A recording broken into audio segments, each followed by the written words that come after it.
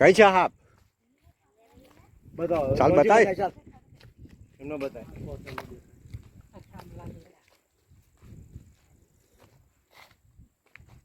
નાખજો આગળ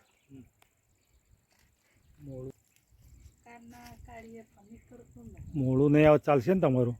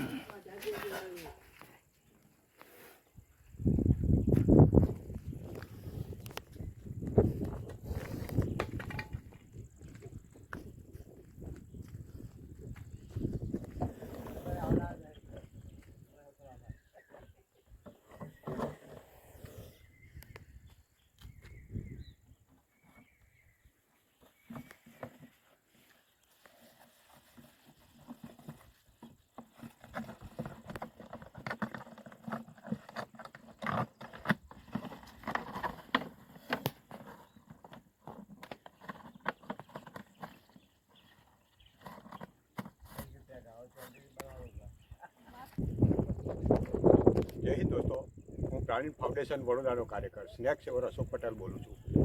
અત્યારે પીસાઈ ગામ જે ડભોઈ તાલુકામાં આવ્યું છે ત્યાંથી રમેશભાઈ પટેલનો ફોન આવ્યો હતો કે અમારા કૂવાની બોડીમાં એક સાપ છે, તો તમે અહીંયા આવો. અહીંયા આવીને જોયું તો અહીંયા મજૂરો રહેતા હતા, તેમના ચૂલા પાસે થાંભલી ઉપર એક ઇન્ડિયન સ્પેક્ટિકલ કોબરા સાપ હતો, જે આશરે 4.5 થી 5 ફૂટ લાંબો હતો. તેનું મેં સફળતાપૂર્વક રેસ્ક્યુ કર્યું છે. એને હું વન વિભાગને સુપ્રત કરી. દોસ્તો, આ એક ઝેરી સાપ હોય છે, તેમાં ન્યુરોટોક્સિન ઝેર હોય છે. માણસને જો કરડે તો માણસને ચેતાતંત્ર પર અસર કરે છે. તેના લક્ષણરૂપ આંખો ઝીણી થાય, માથામાં દુખાવો થાય, પેટમાં ચૂક આવે અને ધીમે ધીમે કોમામાં જાય, અને સમયસર સારવાર ના મળે તો માણસનું મૃત્યુ થાય છે. તો તમને એક જ વિનંતી કે તમે કોઈ દેશી ભૂવા જાગરિયા કે ઉપચાર કર્યા વિના તાત્કાલિક સરકારી દવાખાને જાઓ. અને બીજું કે હું જે રીતે સાપ પકડું છું એની નકલ તમે ના કરશો, કારણ કે મેં પ્રોફેશનલ ટ્રેનિંગ લીધી છે અને મને સાપનો બહોળો અનુભવ છે. તો પ્લીઝ તમે આ રીતે મારી નકલ ના કરશો.